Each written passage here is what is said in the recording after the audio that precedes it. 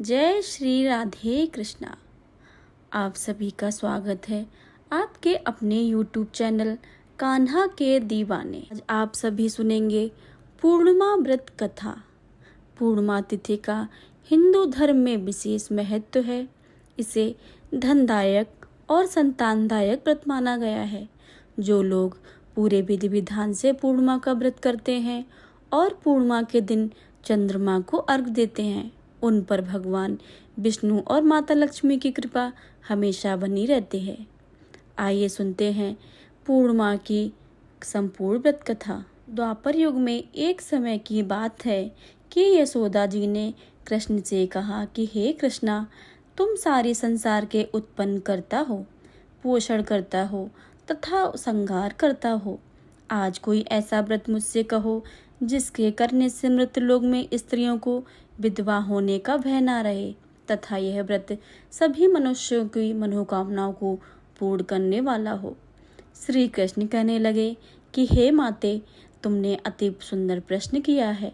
मैं तुमसे ऐसे व्रत का सविस्तार कहता हूँ। सौभाग्य की प्राप्ति के लिए स्त्रियों को अर्थात 32 पूर्णिमा का व्रत करना चाहिए।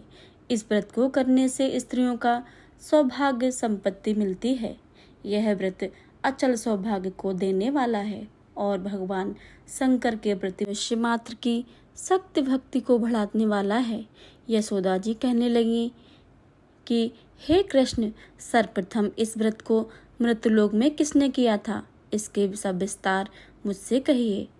कृष्ण जी कहने लगे कि इस भूमंडल पर एक अत्यंत प्रसिद्ध राजा चंद्रहास से पालित अनेक प्रकार के रत्नों से परिपूर्ण कार्तिका नाम की एक नगरी थी। वहाँ धनेश्वर नाम का एक ब्राह्मण था और उसकी स्त्री अति सुशील रूपवती थी। दोनों ही उस नगरी में बड़े प्रेम के साथ रहते थे। घर में धन धान्य आदि की कोई कमी नहीं थी।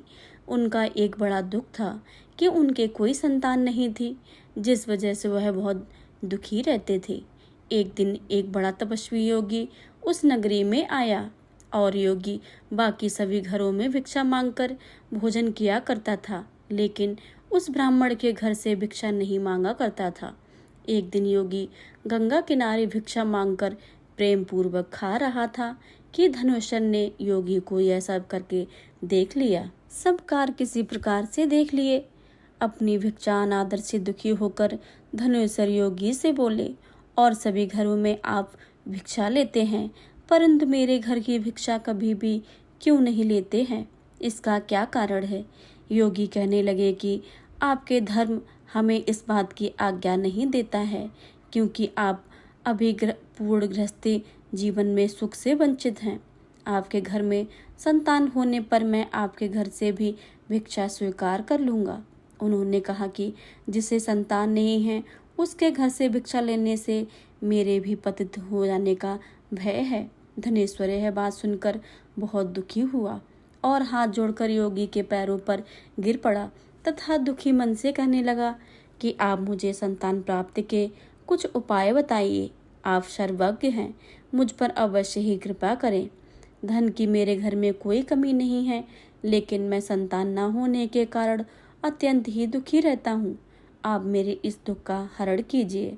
यह सुनकर योगी कहने लगे, तुम चंडी की आराधना करो। घर पहुंचकर उन्होंने यह सारी बात अपनी पत्नी को बतलाई और खुद वन में चले गए।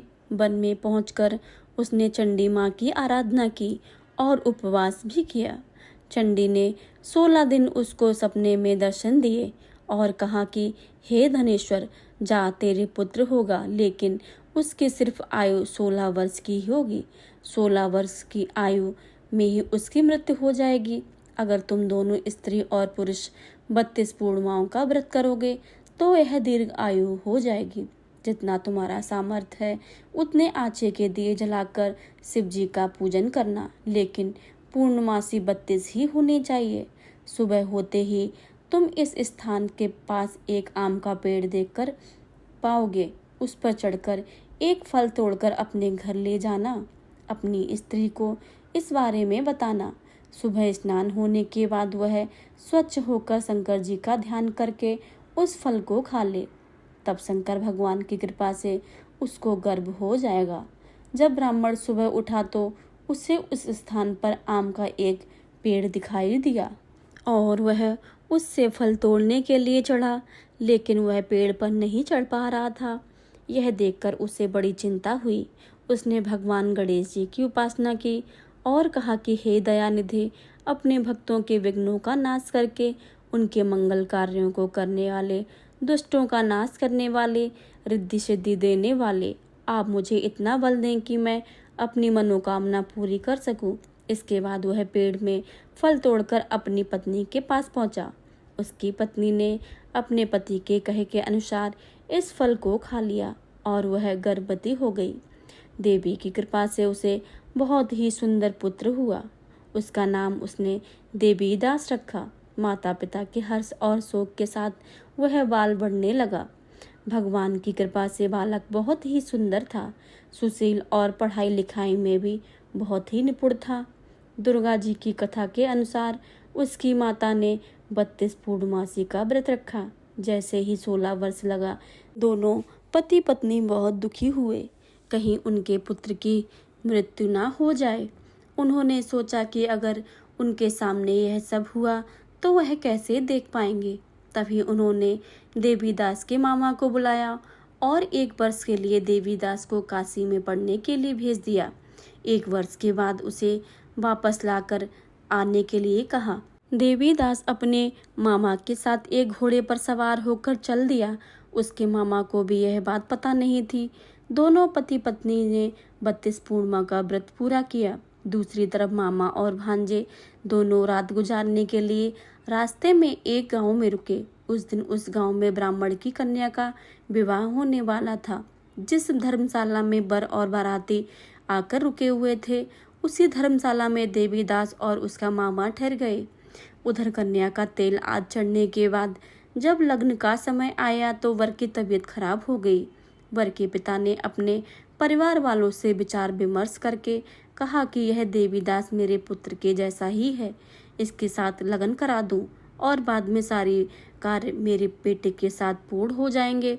ऐसा कहने के बाद वर के पिता देवीदास को मांगने के लिए उसके मामा के पास गए और सारी बातें बताईं। मामा ने कहा कि कन्यादान में जो कुछ भी मिलेगा वो हमें दे दिया जाए। वर के पिता ने बात स्वीकार कर ली। इसके बाद देवीदास का विवाह कन्या के साथ संपन्न हो गया। इसके बाद वह पति अपनी पत्नी के साथ भोजन न कर सका और मन में विचार करने लगा कि ना जाने यह किसकी पत्नी होगी। यह सोचकर उसकी आंखों में आंसू आ गए। तब वधू ने पूछा कि क्या बात है, आप उदास क्यों हो?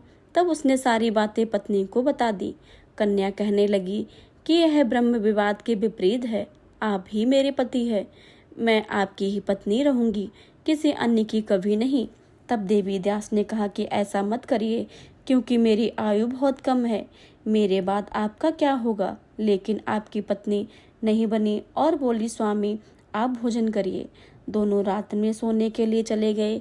सुबह देवीदास ने पत्नी को 4 नगों से एक जड़ी हुई अंगूठी दी और एक रुमाल दिया और बोला कि हे प्रिय, इसे ले लो और संकेत समझकर स्थिरचित हो जाओ। मेरे मरण और जीवन जानने के लिए एक पुष्प वाटिका बना लो, उसमें सुगंधित वाले एक नव मल्लिका लगा लो, उसको प्रतिदिन जल से सींचा करो और आनंद के साथ खेलो कूदो।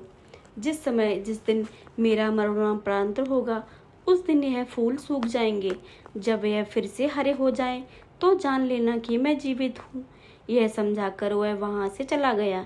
इसके बाद जब वह वर और बाकी बारात मंडप में आए तो कन्या ने उसे देखकर कहा कि यह मेरा पति नहीं है, मेरे पति वह हैं जिनके साथ रात में विवाद हुआ था। इसके साथ मेरा विवाह नहीं हुआ है। अगर वह वही है तो बताएं कि मैंने इसके साथ क्या दिया है। साथ ही कन्यादान के समय का आभूषण मिले हैं, उन्हें भी दिखाइए। कन्या की ये सारी बातें सुनकर वह कहने लगे कि मैं यह सब नहीं जानता हूँ। इसके बाद सारी बारात अपमानित होकर लौट गई। भगवान कृष्ण बोले कि हे माता, इस प्रकार देवीदास काशी चला गया। कुछ समय बीत गया तो एक सर्प उसको डसने के लिए वहां आया, लेकिन उसको काट नहीं पाया, क्योंकि उसकी माता ने पहले ही 32 पूर्णिमा का व्रत कर लिया था। इसके बाद कुल काल वहां पहुंचा भगवान की कृपा से तभी वहाँ माता पार्वती और भगवान गणेश आ गए।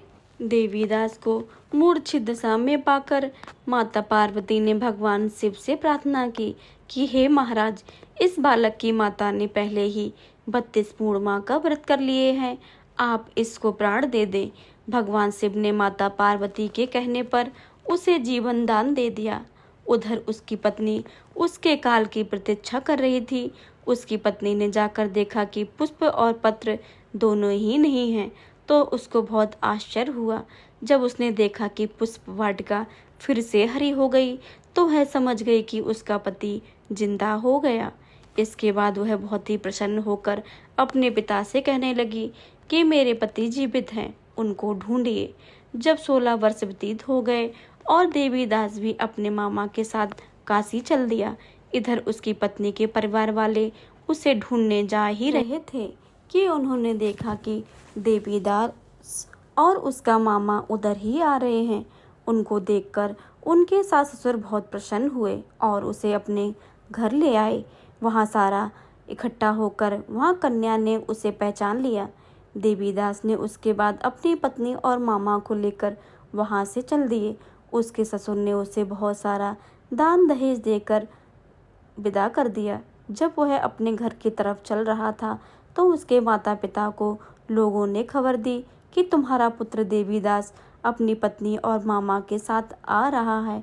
ऐसा समाचार सुनकर पहले तो उन्हें विश्वास ही नहीं हुआ, लेकिन जब देवीदास आया और उसने अपने माता पिता के पैर छुए, तो देवीदास के माता पिता ने उनका माथा चूमा और दोनों को अपने सीने से लगा लिया। दोनों के आने की खुशी में धनेश्वर ने बहुत दान दक्षिणा ब्राह्मणों को दी। श्री कृष्ण जी कहने लगी कि इस तरह धनेश्वर को 32 पूर्णिमा को व्रत के प्रभाव से संतान प्राप्त हुई। जो स्त्रियां इस व्रत को करती हैं वह जन्म जन्मांतरों तक दुख नहीं भोगती हैं और सदैव सौभाग्यवती रहती हैं।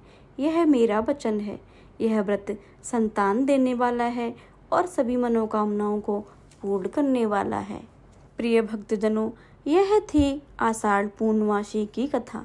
अगर आपको कथा पसंद आई हो तो वीडियो को लाइक करें, शेयर करें और कमेंट बॉक्स में जय श्री राधे कृष्णा बांके बिहारी की जय लिखना बिल्कुल भी मत भूलिएगा। और अगर चैनल पर नए आए हैं तो चैनल को सब्सक्राइब करके बेल आइकन को ज़रूर दबा लें, ताकि आने वाली सभी वीडियो की जानकारी सबसे पहले आपके पास पहुँचे। मिलते हैं अगली वीडियो में, तब तक के लिए जय श्री राधे कृष्णा। धन्यवाद।